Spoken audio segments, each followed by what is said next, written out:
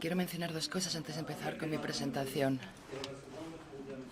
Hemos visto antes una maravillosa demostración de la transferencia lateral de la carga muscular. Cuando yo conocí este concepto, creo que fue en 2009, si no me equivoco, en la conferencia de Ámsterdam sobre la fascia, cuando Frankie Miller presentó una conferencia en la que explicaba que cuando cargas un tendón, lo hicieron con pruebas con cadáveres, cargaron los tendones de Aquiles y observaron que la mayor parte de la carga se transfería a la vía iliotibial y el 40% a la ipsilateral, a la fascia ipsilateral toracolumbar, lo cual evidentemente me abrió los ojos. Fue un momento, wow, me dije, ahora entiendo que cuando siento tensión en el tendón, a lo mejor no tiene nada que ver con el tendón, sino con restricciones alrededor de esta estructura. Me di cuenta de que no sabemos nada.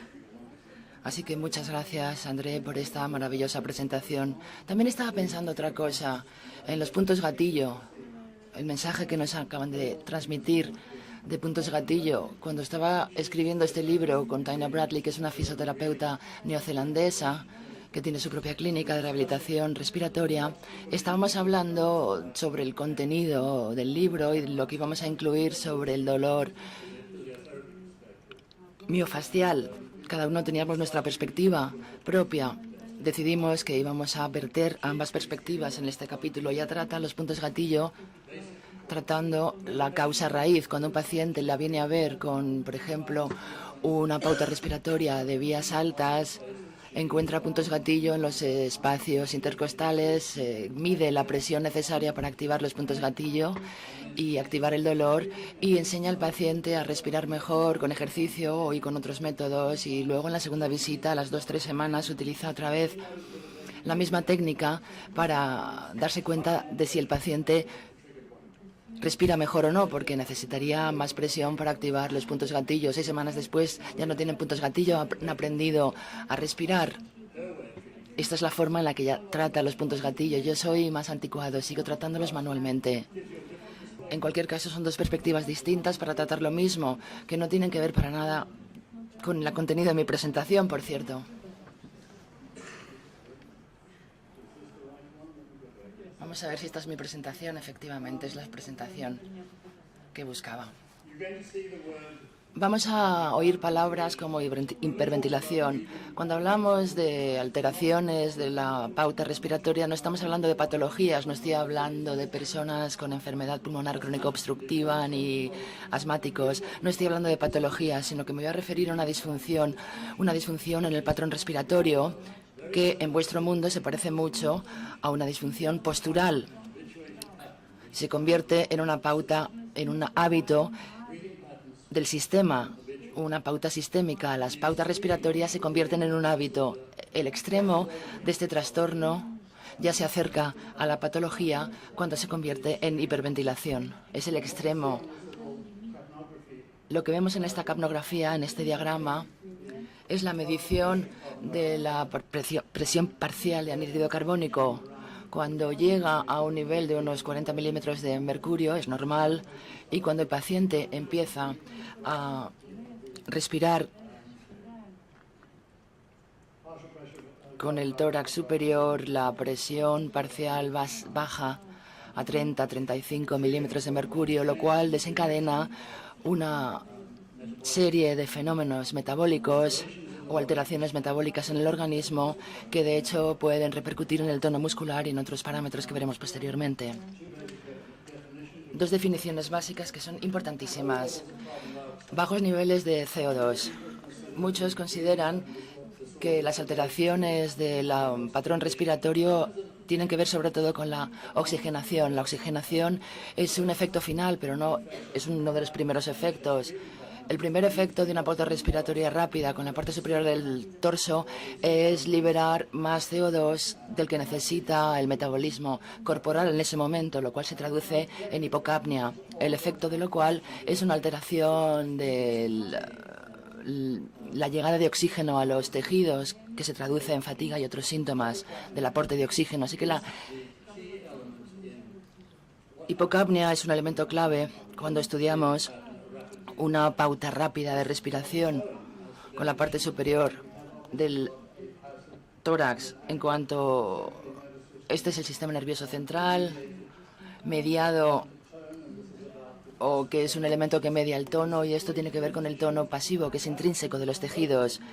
Ambos se ven afectados por las pautas respiratorias de formas muy distintas, por cierto. El organismo tiene una excitación del sistema simpático, se producen factores o hay una serie de factores neurológicos que incrementan el tono muscular, pero al mismo tiempo hay factores que veremos posteriormente que son fruto de cambios bioquímicos, cambios metabólicos, que es donde nos vamos a centrar ahora. Vamos a ver un diagrama de flujo a cámara lenta, donde mostramos todos los conceptos que tenemos que tener en cuenta. El estrés, los problemas de la vida que todos experimentamos de una forma u otra.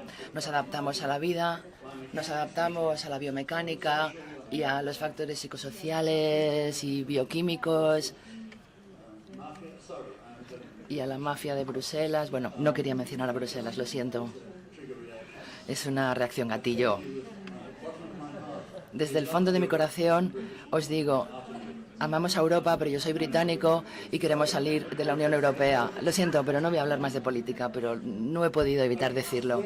En cualquier caso, el estrés, que se traduce en ansiedad o aprensión, lo cual a su vez desencadena hiperrespiración, una pauta respiratoria más rápida, pero si empezamos desde el otro extremo, si empezamos respirando más rápidamente, vamos a acabar ansiosos. Vamos a dedicar un minuto a una experiencia personal, porque me empezó a interesar la respiración. Yo llevaba ya en ejercicio unos 30 años y me vi obligado y un día tuve que volar a Edimburgo desde Londres para hacer un vídeo, para promocionar uno de mis libros. Fue un día entero de trabajo, no había desayunado, había tomado demasiado café, estaba deshidratado y estresado, y de repente, en mitad del día, empecé a experimentar un cosquilleo en la parte izquierda de mi cuerpo, de la nuca a los pies. Por la noche estaba en el hospital con una contracción tremenda en este lado de mi cuerpo. Estuve una semana en el Hospital Universitario de Londres, en el Departamento de Neurología.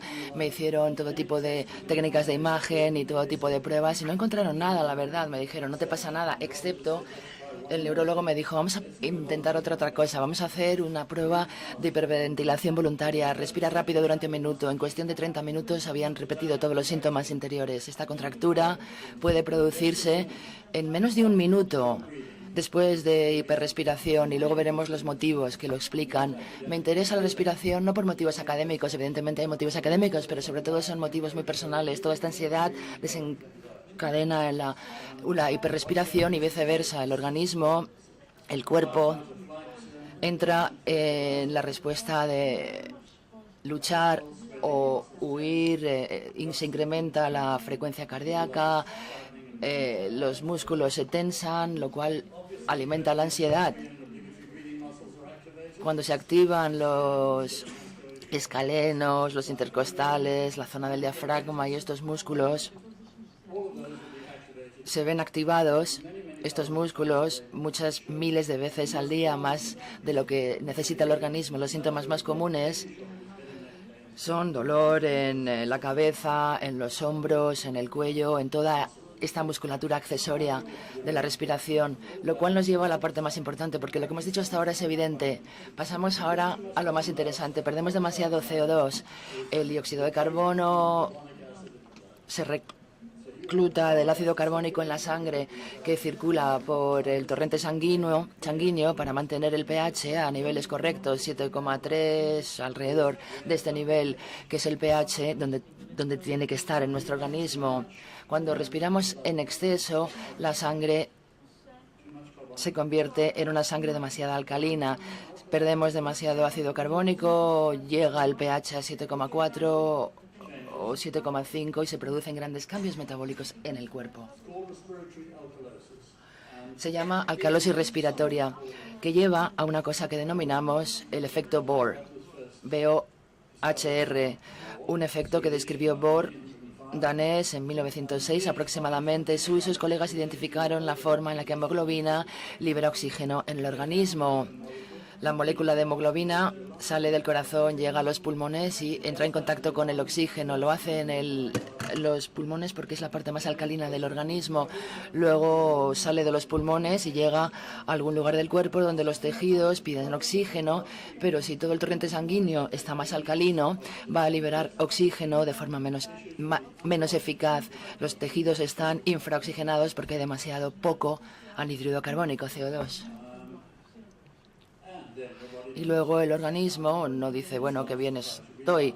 Intenta reequilibrar el pH excretando bicarbonato. Salen iones de calcio, de magnesio de los riñones. Se calcula que 1 o 2 minutos de hiperrespiración pueden inducir la alcalosis si fuese un único episodio al día.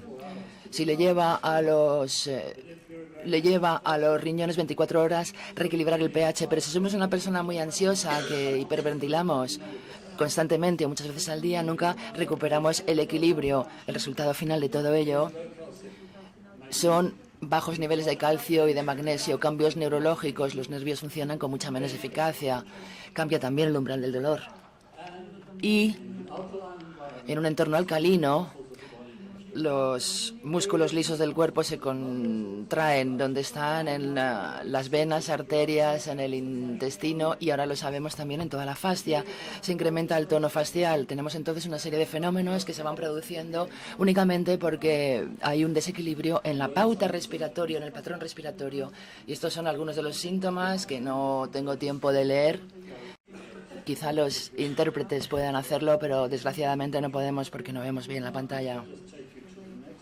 Vamos a pasar entonces directamente al siguiente capítulo, porque todo esto durante la fase de postovulación del ciclo menstrual se ve agravado.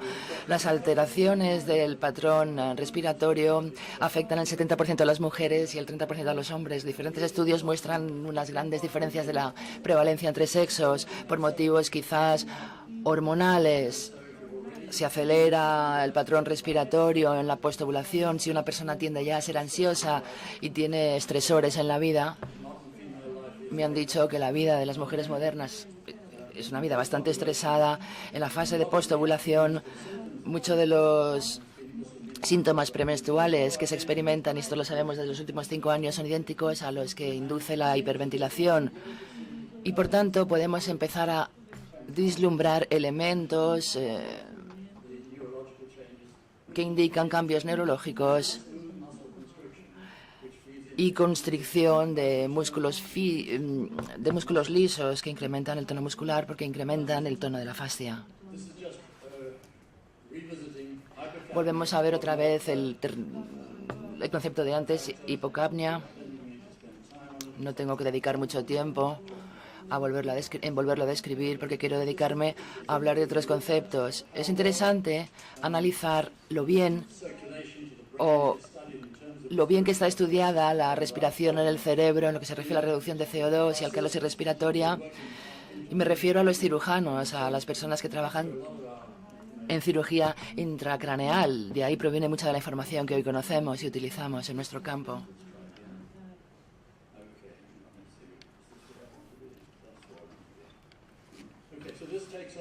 Lo cual nos lleva directamente al resumen. La respiración o la hiperrespiración o la alcalosis inducida metabólicamente se traduce en cambios en el tono muscular de fibras lisas, es decir, los músculos vasculares, los que también hay en la fascia, estos cambios, según Stocchetti y colaboradores en 2005. También encontramos en la fascia células de músculo liso y, por tanto, la rigidez facial tiene una gran repercusión en el tono muscular. Otro resumen: la hiperrespiración, bajos niveles de CO2, desequilibrio simpático, excitación del simpático, ansiedad, baja el CO2, sube el pH. El entorno es más alcalino. Se deprime la actividad del sistema parasimpático, se excreta ácido carbónico y suben los niveles de activación del simpático, lo cual se traduce en un desequilibrio de electrolitos.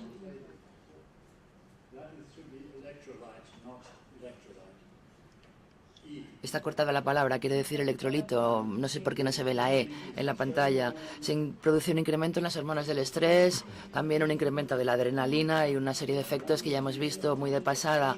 Otra característica en la que me quiero centrar es esta. Dolor torácico, dolor cardíaco, arritmia. Hay un número significativo de personas que tienen episodios de pseudoangina, episodios durante los cuales experimentan todos los síntomas de una angina o de un ataque al corazón, van a urgencias en el hospital donde les dicen no tiene nada en el corazón, tiene simplemente un ataque de pánico o hiperventilación.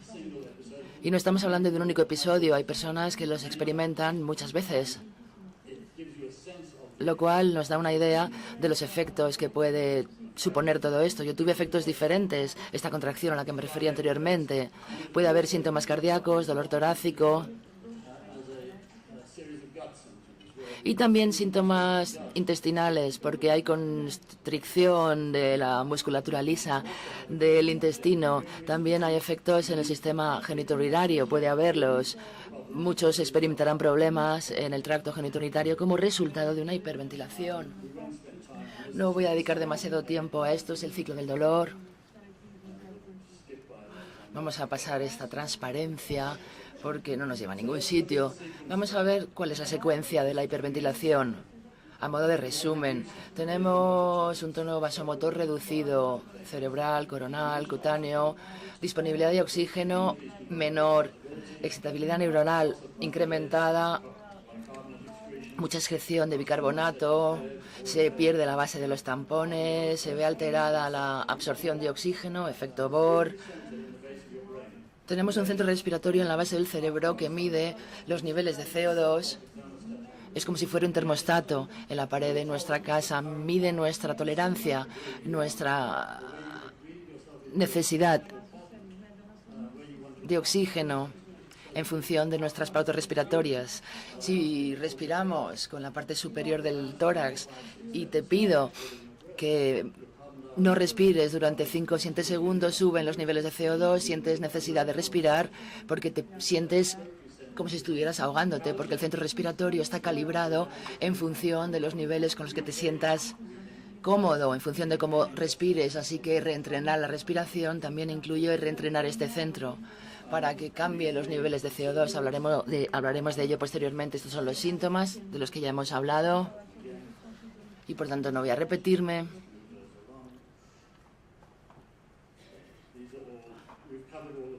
Ya hemos hablado más o menos de todos estos síntomas.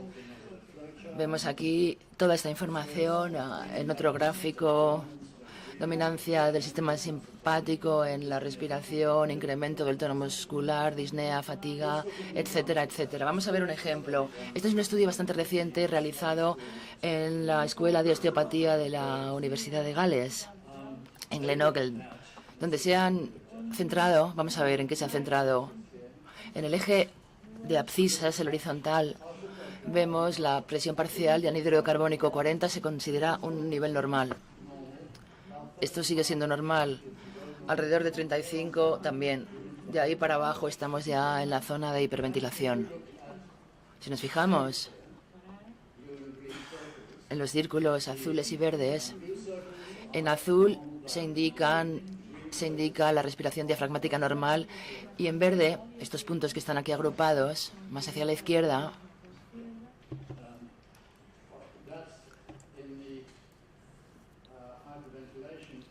vemos la situación en hiperventilación. Cuando estas mismas personas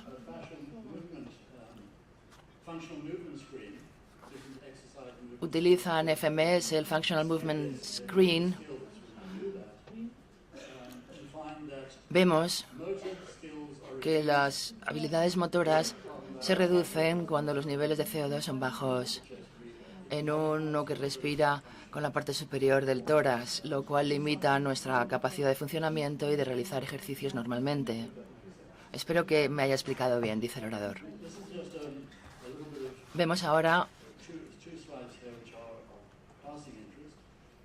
otro gráfico que también puede resultar interesante.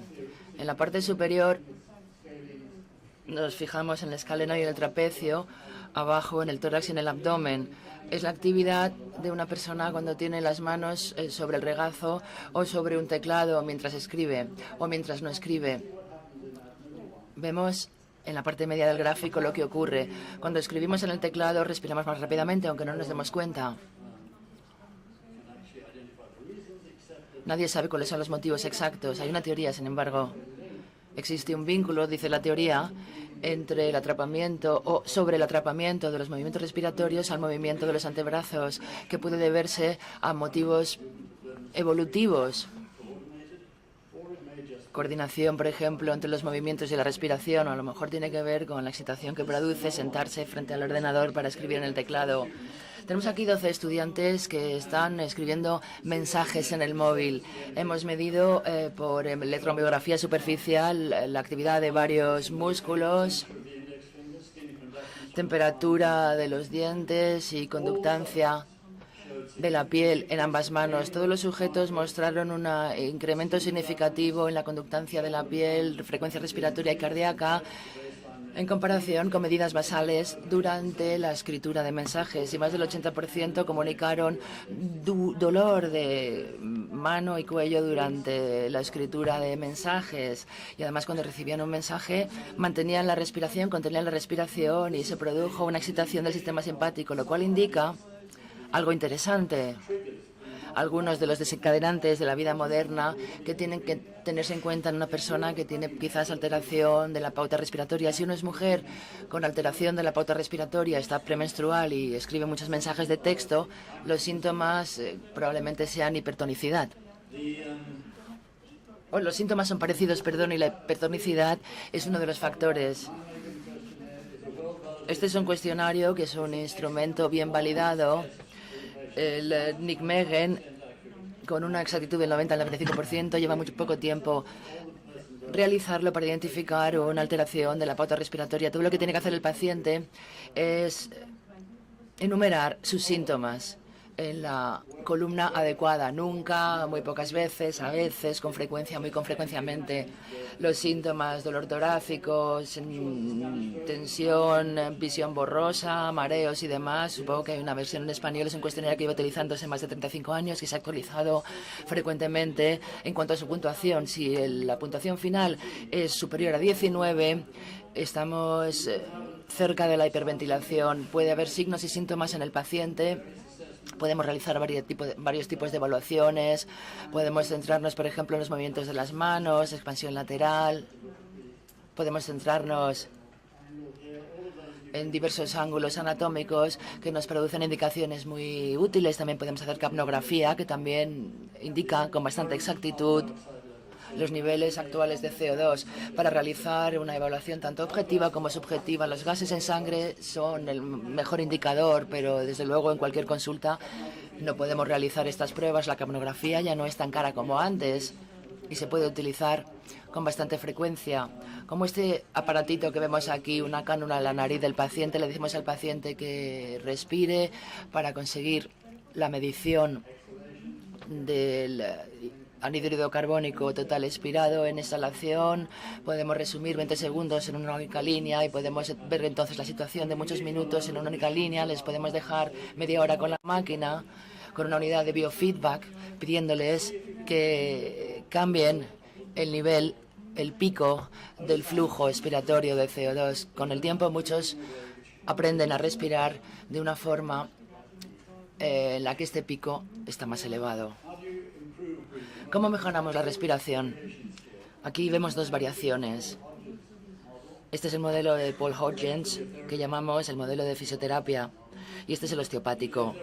El de fisioterapia, lo vemos aquí, mejora la respiración, reduce el exceso de actividad muscular, mantiene la actividad de la musculatura profunda durante la respiración, incrementa gradualmente el volumen inspiratorio hasta el umbral.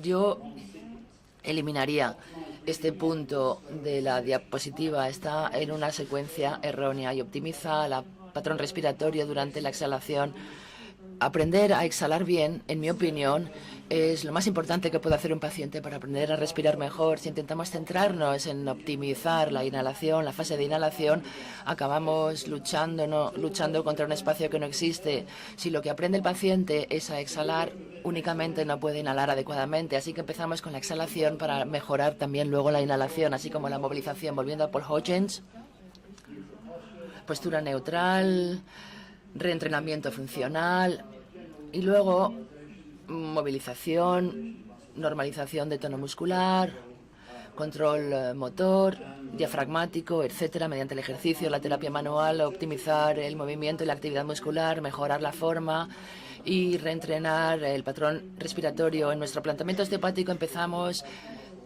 con la eficiencia de la fascia y los músculos, toda la eficiencia de la maquinaria respiratoria. Empezamos con educación, con rasgos faciales, musculares y óseos. Movilizamos entonces la columna torácica y las articulaciones costales. Prestamos mucha atención al diafragma y al suelo pélvico. Cuando hay disfunción respiratoria, hay muchos problemas con el suelo pélvico por una mala respiración. Deactivamos entonces los puntos gatillo miosfaciales y reeducamos al paciente, que tiene que entender por qué le pedimos que haga lo que haga en casa. 5 o 10 minutos por la mañana y por la noche es todo lo que les pedimos, nada más y nada menos. Y a no ser que entiendan por qué tienen que hacer esos ejercicios, no los harán y tienen que ser agradables. Tenemos estrategias para que el proceso sea incremental y lento, para que no tengan que hacer demasiadas cosas al principio. Al principio nos centramos sobre todo en que el paciente aprenda a respirar más despacio, basándolo todo en pruebas, evidencias del tratamiento médico de la enfermedad respiratoria crónico obstructiva. Creemos una apertura muy estrecha hasta que el paciente sienta los primeros síntomas de que tiene que inhalar otra vez, cierra los labios y abre los orificios nasales. Y lentamente, en cuestión de semanas o meses, la exhalación pasa de 2 a 3 segundos a 4 o 5 segundos. El objetivo es una exhalación de 6 segundos, pausa y una inhalación de 6 segundos. Gradualmente reentrenamos la respiración y al hacerlo el centro respiratorio en el cerebro se acostumbra a niveles más altos de anhídrido carbónico y luego hacemos todo lo demás que figura en la transparencia. La ergonomía, la postura, la dieta también es importante. Si, por ejemplo, un paciente tiene hipoglucemia porque no ha comido, los síntomas se agravarán y serán mucho peores que si los niveles de azúcar en sangre son normales. Gracias por su atención.